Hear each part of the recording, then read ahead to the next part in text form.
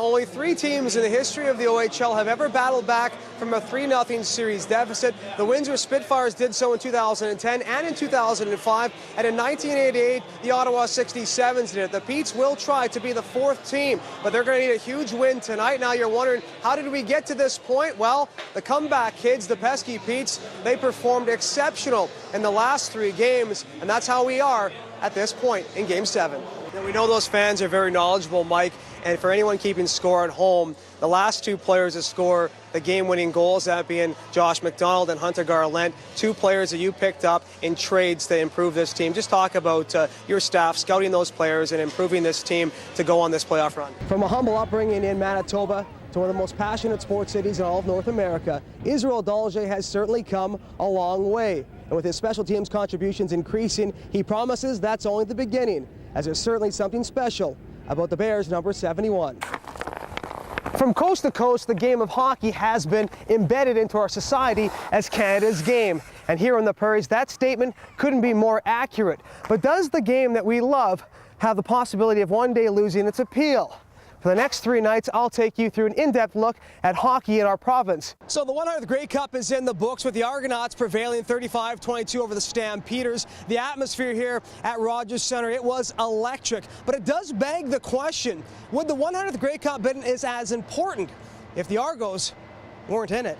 After his amazing performances at both the World Juniors and World Hockey Championships last season, a lot is expected out of Jonathan Toews here in Chicago, so much so that many have already dubbed him the new face of the Blackhawks franchise. It is a big game tonight. It's game number 1 of the Eastern semifinal between the Oshawa Generals and the Peterborough Petes. This is the first time since 2006 that the Petes have advanced on to the second round, and they are very excited. Their fans are very excited. Up to 400 to 500 Petes fans will be making the trip from Peterborough to the GM Centre here in Oshawa for tonight's game. In a game where size and strength are valuable assets, 5'8", 170-pound Hunter Garland is far from a giant on the ice.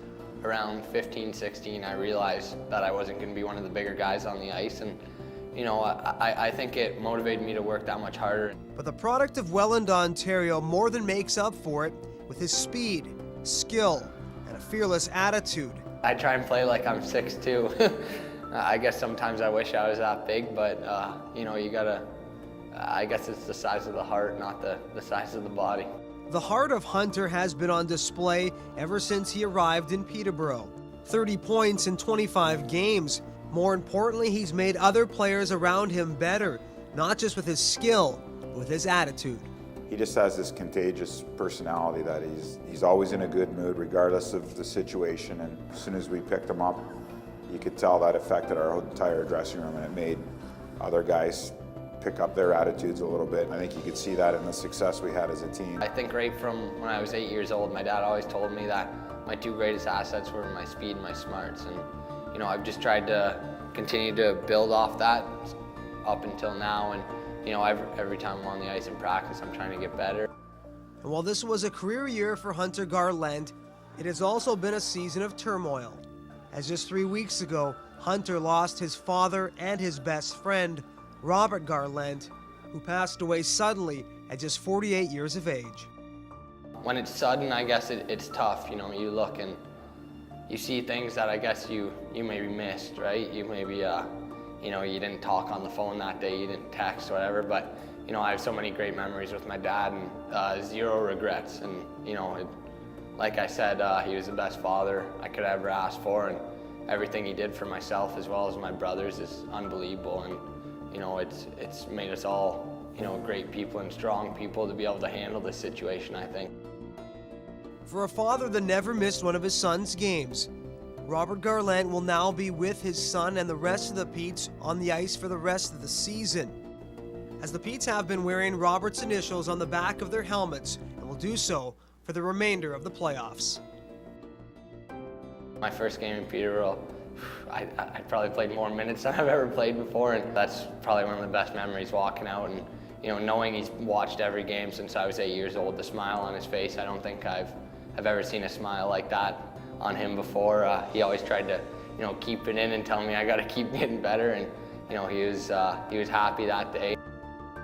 While Hunter Garland has impressed us with his offensive abilities, we should be more impressed with how he's handled this tragic event, as he has shown incredible courage in the face of tragedy and remains now ever so focused to continue to be the best hockey player, not just for himself, but for his father. Now it's just playing for my dad, really. He's he's always been in the stands. He loves standing up in the corner. He's not really much for sitting. He was always fidgety and, into the game probably as much as anyone else. But yeah, I guess now it's just playing for the both of us and doing everything possible to, achieve. If I could live a life like he did and be a father like he was, that's more than enough. It's been a long time since we've seen this, with the rivalry is, I guess, heating up now. But There was certainly no love lost between the Peterborough Petes and the Oshawa Generals. It's a rivalry for the ages.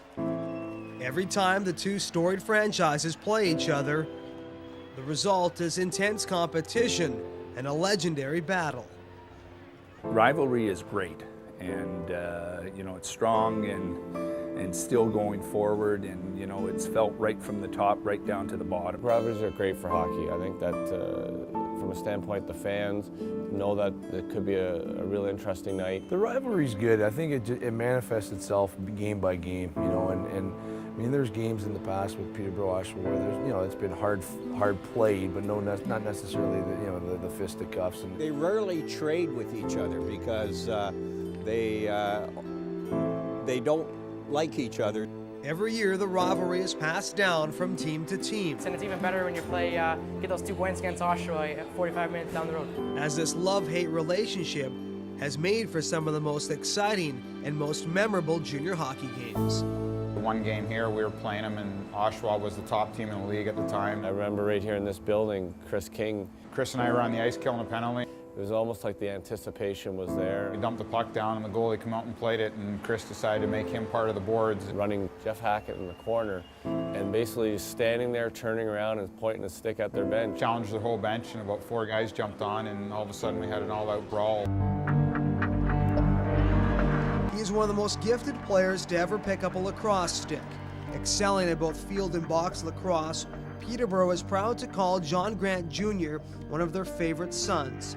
Grant has given his entire life to the sport and has paid a hefty price with numerous injuries along the way. Some strange, demented reason, I take it almost as a badge of honor. Like every time I go see my doctor in Colorado for a preseason physical, he's just shakes his head. He just can't believe that I'm still, playing at the level I'm playing at with a knee that is as bad and the back is as bad as it is. But like I said, something happens in lacrosse where I'm able to just completely black everything out in my mind, pain included, and just enjoy the game I love.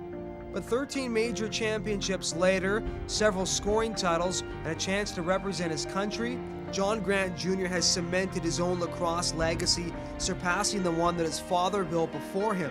As after years of having to walk in John Grant Sr.'s footsteps, Grant Jr. has forged his own path. I have no problem embracing the name Junior. I mean, I owe everything to him, and he was one of the best to ever play it. So, when I was younger and immature, I wanted to break out on my own, and, I didn't really like the Junior nickname or anything like that. But, as you get older, you come to, find things special, and, I followed him around like a shadow when I was a kid and learned everything that I do now, from watching him. So I owe a lot to him, and every time I win, it's a nod to him that, he did a pretty good job raising me. While he remains one of the elite players to play the game, Grant realizes life one day will have to exist without lacrosse, as the incident from 2008 made him really take stock of what's truly important.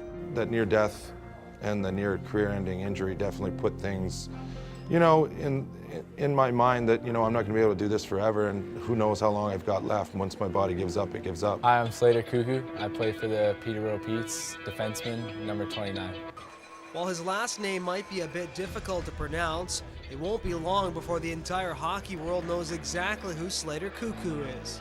Because in this, his rookie OHL season, the product of Mountain, Ontario, has showed poise and maturity usually reserved for veterans. I think it was my upbringing with my parents. They always wanted me to be a better man and be a better person, and Notre Dame also helped me with that, becoming a mature and living on my own, so I think that helped a lot. Slater is someone, as soon as you say his name, a smile comes to your face. He's an extremely conscientious young man. He's a hard worker on and off the ice. He's getting better every game, and when you realize that he's still only a 16-year-old in his first year in the league, you know there's a lot of upside there. At just 16, Slater Cuckoo has displayed incredible strength, skating ability, and offensive awareness. Skills that he developed playing last year in Wilcox, Saskatchewan for the Notre Dame Hounds, a private school that has produced the likes of Vincent LeCavalier, Rod Brindamore, and Wendell Clark. Playing last year with 16, 17, 18-year-olds, it was just kind of that middle step between you know, minor midget and the OHL. It's actually